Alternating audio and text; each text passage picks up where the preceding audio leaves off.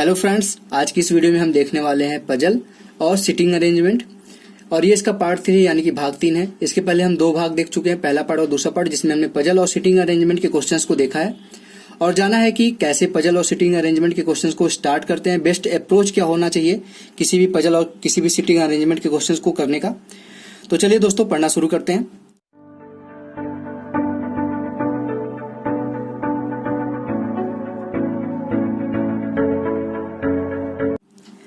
Hello friends, मेरा नाम है रोशन और आप सभी का आपके अपने यूट्यूब चैनल रोशन की क्लास में एक बार फिर से बहुत बहुत स्वागत है। आज की इस वीडियो में हम देखेंगे आईबीपीएस आरआरबी पीओ लेवल का पजल और पीओ लेवल का सिटिंग अरेंजमेंट। तो पूरी वीडियो को बहुत ध्यान से देखिएगा, आपको आज की वीडियो में देखने के बाद पता चल जाएगा कि पजल और सिटिंग अरेंजमेंट के क्वेश्चंस अगर कठिन आते हैं, थोड़े से आरआरबी पीओ लेवल के आते हैं, तो उसके क्वेश्चंस को कैसे स्टार्ट किया जाए और क्या अप्रोच होना चाहिए। तो आपको यहाँ पे मैं प्रश्न दिखा रहा हूँ, आपके स्क्रीन पे होगा यहाँ पे प्रश्न। आप पूरे प्रश्न को अपनी कॉपी में नोट कर लीजिए। आपको पूरा प्रश्न दिख रहा होगा मुझे लगता है। तो इस क्वेश्चन का स्क्रीनशॉट ले लीजिए या फिर इस क्वेश्चन को नोट कर लीजिए अपनी कॉपी और पेन लेके। वीडियो को रोक लीजिए और उसके बाद नोट कर लीजिए, उसके बाद प्ले कर दीजिए। उसके बाद कोशिश करिए खुद से ये पजल सॉल्व करने की और देखिए कि आपका जो अप्रोच था, क्या उस अप्रोच से जल्दी आया है ये क्वेश्चन का आंसर, या फिर जो मैं अप्रोच बता रहा हूँ उससे जल्दी आया है इस क्वेश्चन का आंसर।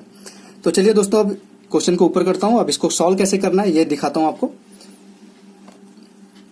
तो यहाँ पे देखिए, मैंने यहाँ पे 3 केसेस बनाए हैं, क्योंकि जो क्लर्क लेवल के आते हैं उसको तो आराम से आप 1 केस या 2 केस बना के सॉल्व कर सकते हैं आसानी से। लेकिन जो कहीं ना कहीं पीओ लेवल का अगर पजल है, आरआरबी पीओ लेवल का है, तो कहीं ना कहीं कुछ न कुछ उसमें कठिनाई थोड़ी बहुत होगी, जिससे आप पहले से मान के चलिए कि इसमें आप 3 केस बनाइए या 4 केस बनाइए, आप 6 फ्लोर बना लीजिए इस तरीके से। उसमें 20 से लाइनें खींच दीजिए, तो 3 भाग कर लीजिए, 4 भाग कर लीजिए, आपके ऊपर है। आसानी से आपका केस बन जाएगा। अलग से कोई सर्कल नहीं बनाना है, अलग से कोई स्क्वायर नहीं बनाना है। इसमें आप 3-4 केस आराम से बना सकते हैं लाइन खींच के। तो यहाँ पे मैंने 3 केस बनाया है और तीनों केस के बीच में देख रहे होंगे एक हरे कलर की लाइन तीनों के बीच में खींची है, क्योंकि इसमें जो क्वेश्चन में बोला गया है कि इसमें पर्सन भी हैं, जैसे ए बी सी इस तरीके से लोग भी हैं, और वो लोग किसी भी मतलब रैक जो उनका है वो उसमें सामान भी रखते हैं। तो ये पर्सन के लिए एक कॉलम बना लिया मैंने, और एक जो कॉलम है वो रैक के लिए बना लिया, जो भी रैक में सामान रखा जाएगा। तो अब यहाँ पे पढ़ना शुरू करते हैं क्वेश्चन को। एक बार जो मैं यहाँ पे अप्रोच बताता हूँ, उसमें मैंने लगभग दोनों वीडियो में आपको बताया है कि जो अप्रोच होना चाहिए क्वेश्चन को सॉल्व करने का, क्वेश्चन पढ़ने का जो अप्रोच होना चाहिए वो एक बार पढ़ के आप क्लियर करिए क्वेश्चन को। आप अगर एक बार पढ़ के क्लियर करते हैं तो कहीं ना कहीं आप अन्य बच्चों से जो क्वेश्चन एक बार में नहीं समझ पाते हैं, उनको 2 बार पढ़ना पड़ता है, उनसे कहीं ना कहीं आप आगे हो जाएंगे। तो क्वेश्चन को एक बार पढ़ने की आदत डालिए और एक बार पढ़ने के बाद ऐसा करिए कि समझ में आ जाए। तो यहाँ पे क्वेश्चन स्टार्ट करता है कि 6 रैक है, 6 रैक जो एक दूसरे के ऊपर रखे हुए हैं। तो यहाँ पे मैंने इस तरीके से 1 से लेके 6 तक 6 रैक रख लिए एक दूसरे के ऊपर। प्रत्येक रैक में 6 अलग अलग व्यक्तियों के सामान है, यानी कि जो रैक है वो उसमें 6 व्यक्ति इसमें बैठेंगे, उसमें उनका अलग अलग सामान रखा गया है। और किसी का भी सामान जो है वो 2 व्यक्तियों का सामान मतलब समान नहीं है, मतलब सेम नहीं है। यानी कि जैसे किसी के रैक में बैग है तो दूसरे व्यक्ति के रैक में बैग नहीं हो सकता। अब यहाँ तक तो कंडीशन दिया था। अब इसके बाद जो कंडीशन यहाँ पे आपको फुलफिल करनी है उसके बारे में यहाँ पे बोला जा रहा है। यल ने अपने रैक में स्टेशनरी रखा है, यानी कि यहाँ पे ये कंफर्म नहीं है कि किस रैक में बैठेगा वो 1 से लेकर 6 में, लेकिन यहाँ पे एक चीज कंफर्म हो गई कि जो यल है वो अपने बैग में स्टेशनरी रखेगा, ये कंफर्म हो गया। ठीक, तो इसको इस तरीके से जो कंफर्म है उसको आप डायरेक्ट बैठा दीजिए इसमें, और जो कंफर्म नहीं है उसको इस तरीके से बाहर लिख लीजिए। उसके बाद क्या बोला, दूसरा यहाँ पे कंडीशन बोला है कि फर्स्ट एड तथा ए के रैक के बीच 2 रैक हैं। यानी कि यहाँ पे इसको पहला कंडीशन मान लीजिए। दूसरा कंडीशन कि जो फर्स्ट एड है, फर्स्ट एड और ए के बीच में 2 रैक हैं, इस तरीके से हो गया। लेकिन इस तरीके से भी हो सकता है, ए यहाँ पे इसके बीच में 2 रैक हैं, उसके बाद फर्स्ट एड है। ये नहीं बोला है कि कौन सा ऊपर है कौन सा नीचे, तो इस तरीके से आपको दोनों कंडीशन लेके चलना पड़ेगा। ये हो गया। उसके बाद बोला है कि टी के रैक के ठीक नीचे जे का रैक है, यानी कि तीसरा कंडीशन क्या बनता है यहाँ पे, तीसरा कंडीशन है कि टी के ठीक नीचे जे है, यानी कि ये लगातार 2 फ्लोर पे बैठे हैं, 2 यहाँ पे जो रैक है उसके ऊपर नीचे बैठे हैं। उसके बाद बोल रहा है कि ज्वेलरी वाले रैक के ठीक नीचे पुस्तक वाला रैक है। तो चौथा भी यहाँ पे कंडीशन क्लियर हो रहा है कि ज्वेलरी है जो उसके ठीक नीचे कौन बैठा है, पुस्तक वाला, जिसकी रैक में पुस्तक है। ठीक, ये भी लगातार बैठेंगे, चौथा कंडीशन हो गया ये। अभी तक कोई कंडीशन क्लियर नहीं है, तो इसको हम बाहर लिखते जा रहे हैं। जो कंडीशन क्लियर होगी उसको हम बॉक्स में फिल कर देंगे। उसके बाद यहाँ पे बोल रहा है कि बी के ठीक ऊपर वाले रैक में फर्स्ट एड वाला बैग है। यानी कि अब यहाँ पे देखिए कहीं न कहीं बी यहाँ फर्स्ट एड है, तो बी के ऊपर फर्स्ट एड, यानी कि अगर यहाँ पे फर्स्ट एड है तो यहाँ पे हमारा बी आएगा, अगर यहाँ फर्स्ट एड है तो इसके नीचे बी आएगा। तो इससे हमारा इसी में हमने 5वें जो हमारा कंडीशन था उसको यहीं पे रख दिया। उसके बाद बोल रहा है कि आई के ठीक ऊपर वाले जो रैक है उसमें एडिबल्स है। अब यहाँ पे जगह यहाँ पे है तो 5वां कंडीशन यहाँ पे बना लेते हैं, एडिबल्स लिख लेते हैं यहाँ पे एडिबल्स, और उसके ठीक नीचे क्या है आई है, यानी कि आई के ठीक ऊपर वाले रैक में एडिबल्स है। ये भी क्लियर नहीं था तो इसको भी हमने बाहर रख लिया। अब उसके बाद बोल रहा है कि बैग सबसे ऊपर वाले रैक में रखा गया है। यहाँ पे देखिए ये क्लियर बोल रहा है कि बैग जो है वो सबसे ऊपर वाले रैक में रखा गया है, यानी कि इसको हम डायरेक्ट इसमें बैठा सकते हैं। अब यहाँ पे आ जाएगा आपका बैग। अब तीनों केसेस में आपको बैठाना है, यहाँ पे बैठा दीजिए बैग को, यहाँ पे भी बैग को। ठीक, जो डायरेक्ट बोला था उसको हमने डायरेक्ट बैठा दिया, जो डायरेक्ट नहीं है उसको हमने बाहर लिख लिया। उसके बाद बोला है परंतु बैग जो है वो ए से संबंधित नहीं है, यानी कि जो हमारा बैग है इसके सामने हमारा जो ए का है वो बैग नहीं हो सकता, यानी कि सबसे ऊपर जो है हमारा वो ए नहीं आ सकता। उसके बाद लास्ट में कंडीशन बोला है यल का रैक ए के नीचे है, यानी कि जो यल का रैक है वो ए के कहीं न कहीं नीचे वाले रैक में, कहीं भी किसी भी रैक में होगा, लेकिन ए के नीचे वाले रैक में होगा। अब ये सारी चीजें हमने यहाँ पे लिख ली हैं। अब इसको आपको इसमें फुलफिल करना है, इसमें बैठाना है। और सबसे ज्यादा यहाँ पे कंडीशन इसके बारे में पता है, क्योंकि 1 2 3 4 5 यहाँ पे 5 लोग इसमें आ जा रहे हैं कहीं ना कहीं, तो इसको हम रखते हैं कि किस तरीके से यहाँ पे रखा जाएगा। अब इसके साथ कौन कौन सा कंडीशन बना है वो देखते हैं। यहाँ पे देखिए ए और बी के बीच में 3 लोग हैं और ए और फर्स्ट एड के बीच में 2 लोग हैं, तो यहाँ पे ए कहाँ पे बैठा सकते हैं आप? सबसे ऊपर तो बैठा नहीं सकते, यानी कि हम यहाँ पे अगर बैठा दें, दूसरे नंबर पे ए को बैठा दें, तो इसके बाद 2 रैक के बाद आपका फर्स्ट एड आना चाहिए, यानी कि 1 2 यहाँ पे फर्स्ट एड आना चाहिए, फर्स्ट एड। अब फर्स्ट एड के नीचे क्या था? सबसे नीचे, उसके जस्ट नीचे बी था, यानी कि यहाँ पे बी आ जाएगा। ये आपका एक हो गया कंडीशन। अब क्या हम ए को दूसरे कंडीशन में यहाँ पे रख सकते हैं? यहाँ पे रखेंगे तो हमारा ऊपर 2 खाली नहीं है, उसके बाद हमको फर्स्ट एड रखना, तो इधर ए के नीचे चेक करेंगे, तो ए के नीचे 2 हम फर्स्ट एड यहाँ पे रखेंगे। ए यहाँ पे अगर आएगा तो 2 के बाद हमारा फर्स्ट एड आएगा, लेकिन फर्स्ट एड के नीचे बी भी जाना, तो हमारा ए यहाँ पे नहीं आ सकता।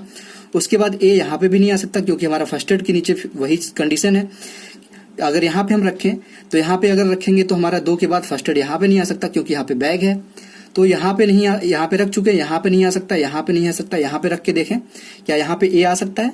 तो यहाँ पे अगर ए रख दें, ठीक, 1 2 के बाद हमारा कौन सा आ जाएगा? यहाँ पे फर्स्ट एड। फर्स्ट एड आ गया, उसके जस्ट नीचे आपका बी है, तो यहाँ पे बी आ जाएगा। अब तीसरे कंडीशन में यहाँ पे अगर ए रखें तो ए को यहाँ पे मान लीजिए हमने रख दिया यहाँ पे, ठीक, लेकिन ए के नीचे देख लीजिए कंडीशन दिया गया है कि ए के नीचे यल भी कहीं ना कहीं है, तो ए जब सबसे नीचे हो जाएगा इसके नीचे यल कहाँ से आएगा? यानी कि ये कंडीशन हमारी नहीं बनेगी। तीसरा केस हमारा यहीं पे समाप्त हो जाए। अब बस 2 केस बचे, अब 2 केस चेक करेंगे। अब देखिए यहाँ पे बोल रहा है कि ए के नीचे कहीं यल है, तो यहाँ पे अगर ए है तो इसके नीचे एक ही प्लेस खाली है, तो यहाँ पे हमारा यल आ जाएगा। और यल क्या करता है? स्टेशनरी रखा है अपने रैक में, तो यहाँ पे स्टेशनरी आ जाएगा, स्टेशनरी यहाँ पे हो जाएगा, ठीक। अब यहाँ पे ए है तो इसके नीचे यल कहाँ आ सकता है? अब देखेंगे तो यल अगर 2 ही जगह खाली है, यहाँ पे स्टेशनरी इसके सामने फर्स्ट एड है, तो यहाँ पे यल नहीं आ सकता। यहाँ पे यल आ सकता है, यहाँ पे यल आ सकता है, लेकिन अगर यहाँ पे इन दोनों में से हम किसी जगह पे यल रखते हैं तो इसके बाद हमको रखना क्या क्या है? अब देखिए 2 लगातार रखना हमको, टी और जे, और ज्वेलरी और पुस्तक। तो अगर हम यहाँ पे यल रख देते हैं तो लगातार कहीं जगह खाली है, यहाँ पे अगर यल रख देते हैं तो यहाँ पे दोनों पे हमारा यहाँ पे आ सकता है। लेकिन यहाँ पे देखिए कि आई के नीचे ऊपर एडिबल्स है, तो हमको कहीं न कहीं यहाँ पे कहीं इन दोनों में से कहीं तीनों में आई भी हमको कहीं रखना है, तो यानी कि हमारा इन दोनों में हमारा यल नहीं आ सकता, यानी कि ये कंडीशन भी हमारा गलत हो गया। क्योंकि अगर यल यहाँ पे मान लीजिए रख दिए तो हमको टी और जे यहाँ पे रखना पड़ेगा, टी और जे, तो हमारा आई कहाँ पे जाएगा? आई के ऊपर, क्योंकि एडिबल्स है तो आई यहाँ पे कहीं आ नहीं सकता, एडिबल्स हमारा उसके ऊपर जा नहीं सकता, तो ये हमारा केस भी गलत हो गया। तो बचा सिर्फ ये केस, तो यही केस हमारा सही होना चाहिए। इसको चेक कर लेते हैं। अब यहाँ पे देखिए टी और जे लगातार है, टी और जे लगातार कहाँ रख सकते हैं? लगातार जगह कहाँ खाली है? सिर्फ यहीं पे खाली है, तो यहाँ पे हमारा टी हो जाएगा सबसे ऊपर, यहाँ पे हो जाएगा जे। अब बचा कौन सा? आई बचा है, तो आई के लिए कौन सी जगह खाली है? यहाँ पे आई बचा है, एक ही जगह बचा है, तो यहाँ पे आई रख देंगे। उसके बाद आई के ठीक ऊपर एडिबल्स था, तो यहाँ पे आपका ठीक ऊपर एडिबल्स आ जाएगा, ठीक। यहाँ पे एडिबल्स नहीं लिखा है मैंने। उसके बाद दो जगह खाली था, यहाँ पे देखिए ज्वेलरी और पुस्तक लगातार आए हैं, तो यहाँ पे हमारा ज्वेलरी हो जाएगा और इसके ठीक नीचे क्या हो जाएगा, पुस्तक हो जाएगा। तो देख लीजिए इतना कॉम्प्लेक्स जो आपका पजल था ये भी कितनी आसानी से सॉल्व हो गया अगर आप केस बना के चलते हैं। केस में आप जो फिल करना चाहिए वो फिल करते जाइए और जो नहीं हो सकता उसको चेक कर लीजिए। एक ही कंडीशन में आप रख के चेक करेंगे तो आपको एक स्टेप और जाना पड़ता है। यहाँ पे यल रख देते मान लीजिए, यहाँ पे कहीं दोनों में से कहीं पे यल रख देते, फिर उसके बाद टी और जे कहाँ पे रखते वो उसकी कंफ्यूजन हो जाती। टी और जे भी रख दिए मान लीजिए तो आई कहाँ पे रखते उसकी भी कंफ्यूजन हो जाती। तो एक ही केस में आप एक ही स्टेप में आप सारी चीजें चेक कर लीजिए। आप अलग अलग स्टेप में चेक करेंगे तो उसके लिए आपको फिर से बनाना पड़ेगा और फिर से आपको एक स्टेप फॉलो करना पड़ेगा जिसमें आपका समय लगेगा। तो ये था देख लीजिए पूरा, यहाँ पे 3 केसेस हमने बनाए। पहला केस पहले स्टेप में ही रॉन्ग हो गया था, दूसरा जो यहाँ पे केस बना था वो दूसरे स्टेप में रॉन्ग हो गया, बचा एक ही केस था जिसमें हमने सारी चीजें यहाँ पे रख दी। अब देखते हैं इसके ऊपर जो हमारा केस ये बन के तैयार हो गया है ये सारी चीजें, अब इस पे प्रश्न क्या क्या पूछा है इसको देख लेते हैं। अब दोस्तों देखिए यहाँ पे पहला क्वेश्चन है, किसके रैक में ज्वेलरी है। यानी कि यहाँ पे आपको ABJI दिया गया है, इसमें से आपको बताना है कि किसके रैक में ज्वेलरी रखा है। तो यहाँ पे देख लीजिए आप लोगों के लिए मैंने यहाँ पे फिर से ये बना दिया है रैक का टेबल। इसमें देखिए ज्वेलरी किसके सामने लिखा गया है, आई के सामने लिखा गया। तो इस क्वेश्चन का आंसर क्या हो जाएगा, किसके रैक में ज्वेलरी है, आई के रैक में ज्वेलरी है। तो ऑप्शन नंबर कौन सा हमारा हो जाएगा, डी ऑप्शन बिल्कुल सही हो जाएगा। दूसरा क्वेश्चन तुरंत देखते हैं। दूसरा क्वेश्चन पूछ रहा है कि जे के रैक और पुस्तक वाले रैक के बीच में कितने रैक हैं। जे और पुस्तक वाले रैक के बीच में कितने लोग हैं। तो जे कहाँ यहाँ पे है और पुस्तक कहाँ पे यहाँ पे है, तो इसके बीच में कितने एडिबल्स है और ज्वेलरी यानी कि 2 लोग हैं। तो इस क्वेश्चन का आंसर हमारा क्या हो जाएगा, बी ऑप्शन 2 लोग इसके बीच में है, ये सही हो जाएगा। उसका तीसरा क्वेश्चन देख लेते हैं। तीसरा क्वेश्चन देखिए यहाँ पे बोल रहा है कि पुस्तक वाली रैक के नीचे कौन सा रैक है। तो पुस्तक वाली रैक आपको दिख रही है, यहाँ पे ए है, उसके नीचे कौन सा रैक है, यल है और स्टेशनरी है। तो यहाँ पे आपको चेक करना पड़ेगा कि ए का रैक है, नहीं, एडिबल्स का रैक है, नहीं, स्टेशनरी का रैक है, हाँ स्टेशनरी का रैक है। तो ऑप्शन सी हमारा सही हो जाएगा। उसके बाद देख लीजिए चौथा क्वेश्चन यहाँ पे आपसे पूछ रहा है कि निम्न में से किस व्यक्ति और सामान का जो संयोजन है वो सही है। यानी कि आपको बताना है कि इसमें से किसका जो सामान बताया गया वो सही क्रम में रखा गया है। तो ए के सामने एडिबल्स लिखा गया है, तो क्या ए के सामने एडिबल्स है, ए के सामने पुस्तक है, नहीं होगा ये। बी के यहाँ पे टी के सामने पुस्तक रखा गया है, तो टी के सामने क्या पुस्तक है, टी के सामने बैग है, ये भी नहीं हो पाएगा। उसके बाद देखिए आई के सामने ज्वेलरी लिखा गया है, तो आई के सामने क्या ज्वेलरी है, यहाँ पे देख लीजिए आई के सामने ज्वेलरी है, ये मिल गया हमको। ये व्यक्ति और उसके सामान का जो संयोजन था वो सही था, यानी कि हमारा सी ऑप्शन बिल्कुल सही हो जाएगा। तो ये था पहले क्वेश्चन के अंतर्गत 4 क्वेश्चन यहाँ पे पूछे गए। वैसे 5 क्वेश्चन आएंगे आपके एग्जाम में। कभी भी जो पजल आएगा अगर थोड़ा सा सिंपल पजल दे दिया गया तो हो सकता है उसमें 2 से 3 प्रश्न पूछ ले, लेकिन अगर हाई लेवल के पजल, जैसे ये पजल था हाई लेवल का थोड़ा सा था, इसमें 3 केस नहीं बना के चलते तो आपको दिक्कत होती। तो ऐसे पजल अगर कभी भी आएंगे तो 5 क्वेश्चन कम से कम आएंगे ही आएंगे। अब दोस्तों देख लेते हैं दूसरा क्वेश्चन सिटिंग अरेंजमेंट का। अब दोस्तों देखिए दूसरा क्वेश्चन है, ये है सिटिंग अरेंजमेंट का क्वेश्चन, और ये सर्कुलर सिटिंग अरेंजमेंट है, यानी कि वृत्ताकार जो मेज होती है उसके ऊपर बैठे होते हैं व्यक्ति, उस टाइप का क्वेश्चन है। क्वेश्चन को आप एक बार रीड कर लीजिएगा, वीडियो रोक के नोट कर लीजिएगा इसको। उसके बाद मैं थोड़ा सा क्वेश्चन 1-2 लाइन नीचे छूट रहा है उसको भी दिखा देता हूँ। वीडियो रोक के इतना नोट कर लीजिएगा, उसके बाद मैं इसको ऊपर कर दे रहा हूँ। कुछ चीजें जो छूटी हैं नीचे से वो 1-2 लाइन वो भी लिख लीजिएगा। उसके बाद ये क्वेश्चन खुद से सॉल्व करने की कोशिश करिए। देखिए कि ये 3 मिनट के अंदर आप क्वेश्चन सॉल्व कर पाते हैं कि नहीं कर पाते, क्योंकि पीओ लेवल का क्वेश्चन है तो 3 मिनट लगेगा ही, क्योंकि इसमें थोड़ा सा जो क्लर्क लेवल का क्वेश्चन होता है वो तो 2 मिनट में आप कर सकते हैं, लेकिन पीओ लेवल के क्वेश्चन को 3 मिनट, कम से कम 3 मिनट लग ही जाता है। तो आप देखिए इस क्वेश्चन को कैसे सॉल्व करेंगे। वही प्रोसेस होगा, एक बार क्वेश्चन को पढ़ेंगे, उसको यहाँ पे हम जो 2 पॉसिबिलिटी या 3 पॉसिबिलिटी लेके चलेंगे उसमें। वैसे वृत्ताकार है तो 2 पॉसिबिलिटी में हो जाएगा, काफी कॉम्प्लेक्स इसमें पॉसिबिलिटी नहीं बनती है।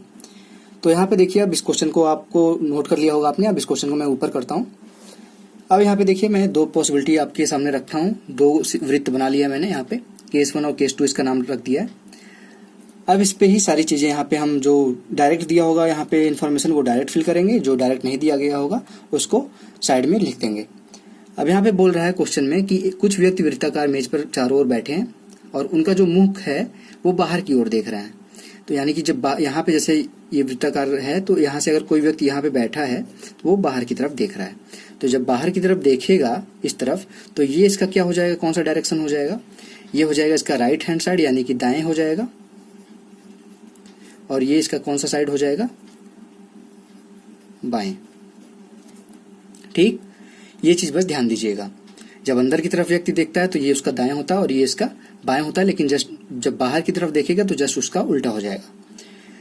ये हो गया। यहाँ तक बोला था कि बाहर की तरफ मुंह करके बैठे हैं सभी व्यक्ति। उसमें से कुछ व्यक्तियों के बारे में जानकारी दिया गया, यानी कि जो व्यक्ति बैठे हैं इस गोले पे, वृत्ताकार मेज पे, इनमें से सभी के बारे में इन्फॉर्मेशन नहीं दिया गया है, कुछ के बारे में बताया गया है और उन्हीं कुछ के बारे में आपको पता लगाना है।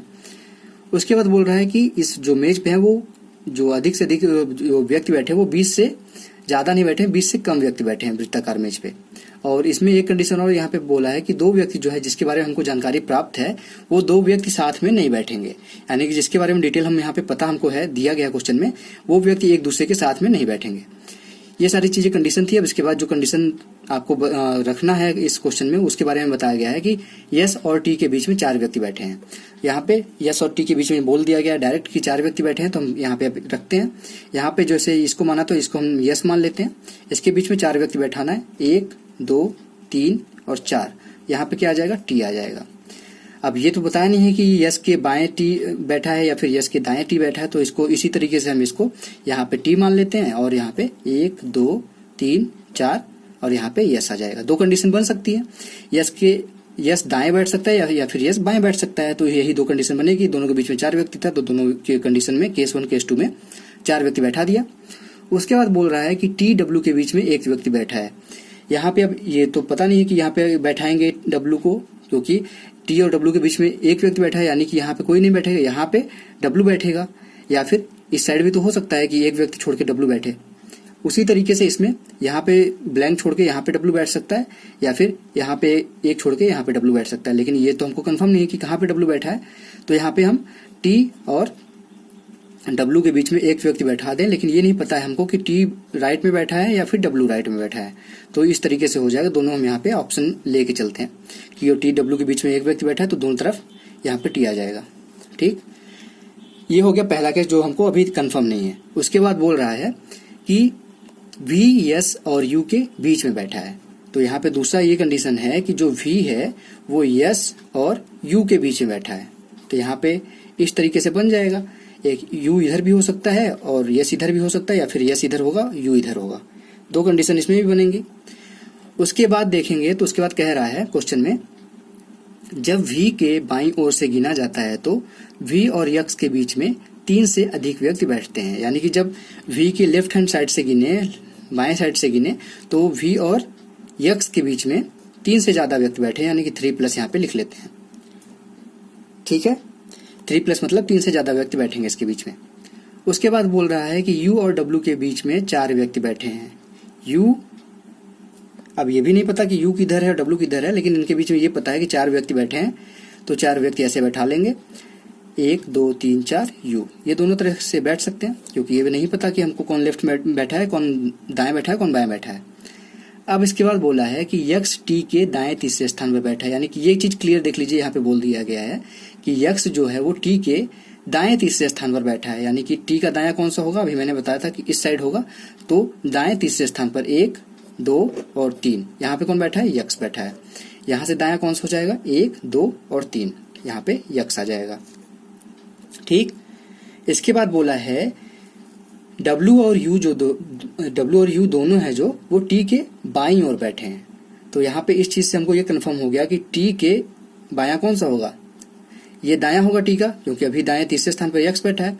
तो टी के बाएं डब्ल्यू भी है और टी के बाएं यू भी है। इस साइड नहीं है, दोनों इस साइड है टी के। तो ये कंफर्म हो गया कि टी के इस साइड हमारा डब्ल्यू और टी के इस साइड हमारा यू है। तो टी के इस साइड अगर हम डब्ल्यू बैठाएंगे तो टी और डब्ल्यू के बीच में कितने व्यक्तियों का गैप है, 1 व्यक्तियों का गैप था, तो यहाँ पे हमारा डब्ल्यू आ जाएगा। ठीक, इसके अनुसार टी और डब्ल्यू कहाँ पे आएगा, क्योंकि टी तो से डब्ल्यू इस साइड है, यानी कि डब्ल्यू हमारा यहाँ पे आ जाएगा। ठीक, यहाँ तक तो अभी तक कंफर्म था। अब उसके बाद जो है यू भी आपका डब्ल्यू से और यू के बीच में 4 व्यक्ति बैठे हैं, तो डब्ल्यू यहाँ पे अगर आ गया तो 4 व्यक्ति कहाँ पे बैठ सकते हैं, 1 2 3 4। यहाँ पे यू नहीं आ सकता क्योंकि यहाँ पे एक्स ऑलरेडी है। 1 2 3 4 इधर कहीं यू आ सकता है, लेकिन यहाँ पे देखेंगे तो देखेंगे 1 2 3 और यहीं पे आपका आ जाएगा 4 लोगों के बाद, W से 4 लोगों के गैप के बाद क्या था, U था। 1 2 3 4 गैप किए, यहाँ पे U आ गया। लेकिन U और S के बीच में क्या था, V था। तो यहाँ पे अगर U और S रखेंगे तो यहाँ पे हमको V रखना पड़ेगा, जबकि क्वेश्चन में दे दिया गया था जिसके बारे में हमको इन्फॉर्मेशन पता है वो एक साथ नहीं बैठेंगे। यहाँ पे तो एक साथ बैठ जा रहे हैं, यानी कि हमारा जो केस 2 था वो हो जाएगा रॉन्ग। ठीक, केस 2 जब रॉन्ग हो गया तो हमको केस 1 लेके चलना पड़ेगा, क्योंकि एक केस और है हमारे पास। अब इस केस में हमने W को बैठा दिया। अब W बैठाने के बाद क्या बोला गया था, W और U के बीच में 4 लोग बैठे हैं, और T के इसी साइड है आपका U भी, इस साइड T के U नहीं हो सकता क्योंकि यहाँ पे बोला गया है। तो 4 लोग इसके बीच में बैठा है, 1 2 3 4, यहाँ पे क्या आएगा, U आ जाएगा आपका। देख लीजिए, आपको दिख नहीं रहा होगा, यहाँ पे W और U के बीच में 4 लोग बैठाना था, 1 2 3 4 बैठा दिया, और T के ये बाएं साइड W भी हो गया, T के बाएं साइड U भी हो गया। अब ये सारी चीजें कंफर्म हो गई। अब लास्ट में बोला है कि V S के दाएं तीसरे स्थान पर बैठा है, यानी कि V जो है वो S के दाएं तीसरे स्थान पर बैठा है। तो S यहाँ पे है, इसके दायां इस साइड होगा, 1 2 3, यहाँ पे क्या आ जाएगा, V आ जाएगा। V आ गया। V और S के, V जो आपका है वो S के दाएं तीसरे स्थान पर हो गया, और यहाँ पे बोला गया था जो V और U और S के बीच में है, यानी कि S से इस V के बीच में कितने लोग हैं, 2 लोग हैं। तो V और U के बीच में भी 2 लोग होने चाहिए, तो यहाँ पे 2 लोग आ जाएंगे, तभी तो हमारा कंफर्म होगा कि ये कंडीशन जो हमारा दिया गया था कि S जो है, S और U के बीच में V है, S और U के बीच में V है। तो यहाँ पे हमको उसको फिलफिल भी कराना था कि यहाँ पे हमको ये तो पता चल गया कि S के दाएं तीसरे स्थान पर V है, तो S के दाएं तीसरे स्थान का मतलब कि S और V के बीच में 2 लोग हैं, तो U और V के बीच में भी तो 2 लोग होंगे, तभी तो ये बीच में बैठेगा। तो ये हो गए, और सारी कंडीशन आपकी हो गई। यहाँ पे अब आपका पूरा सीटिंग अरेंजमेंट हो गया। तो आशा करता हूँ आपको समझ में आ गया होगा ये सीटिंग अरेंजमेंट भी। अब इसके ऊपर आधारित प्रश्न देख लेते हैं। 2 केस लेके चलने पे देखिए कितनी आसानी से हो जाता है क्वेश्चन। तो चलिए दोस्तों देखते हैं इसके ऊपर आधारित प्रश्न। अब यहाँ पे देखिए पहला प्रश्न है, जब यक्स के दाईं ओर से गिना जाता है तो V और यक्स के बीच में कितने व्यक्ति बैठे हैं। यक्स के दाईं ओर से गिनना है आपको। तो क्वेश्चन यहाँ पे आपको फिगर दिखा देता हूँ। यक्स का दायां कौन सा होगा, यहाँ पे देख लीजिए, यक्स कहाँ पे था, यहाँ पे इस फिगर में यक्स छूट गया है। यक्स आपका है यस से 1 स्थान छोड़ के था यहाँ पे। ठीक, यक्स का दायां कौन सा होगा, ये होगा, इस साइड, इधर बायां होगा, इधर दायां होगा। तो यक्स के दाएं से गिनना है और V तक जाना है, उसके बीच में पूछा है कितने व्यक्ति बैठे हैं। तो 1 2 3 4 व्यक्ति बैठे हैं। यक्स से जब दाएं तरफ से गिनेंगे तो यक्स और V के बीच में 4 व्यक्ति बैठे हैं। तो यहाँ पे कौन सा ऑप्शन आपका सही हो जाएगा, B ऑप्शन बिल्कुल सही हो जाएगा। ये था पहला क्वेश्चन। दोस्तों देखिए दूसरा प्रश्न। यहाँ पे दूसरा प्रश्न बोल रहा है कि V के संदर्भ में U का स्थान क्या है। V से आपको देखना है U का स्थान क्या है। तो यहाँ पे V बाहर की तरफ देख रहा है, तो दाएं से 1 2 3 दाएं तीसरे स्थान पर है। तो इस क्वेश्चन का आंसर कौन सा हो जाएगा, दाएं तीसरे स्थान पर, यानी कि D ऑप्शन बिल्कुल सही हो जाएगा। अब देखते हैं तीसरा क्वेश्चन। यहाँ पे 3 ही क्वेश्चन मैं आप लोगों को सीटिंग अरेंजमेंट से दिखा रहा हूँ। इसी तरीके के क्वेश्चन 5 पूछे, 6 पूछे। आप लोग जब सीटिंग अरेंजमेंट या पजल बना लेंगे तो उसके ऊपर कोई भी प्रश्न पूछेगा आप लोग कर लेंगे। तो यहाँ पे देख लीजिए, इस तरीके से एक क्वेश्चन और आ सकता है आपके एग्जाम में।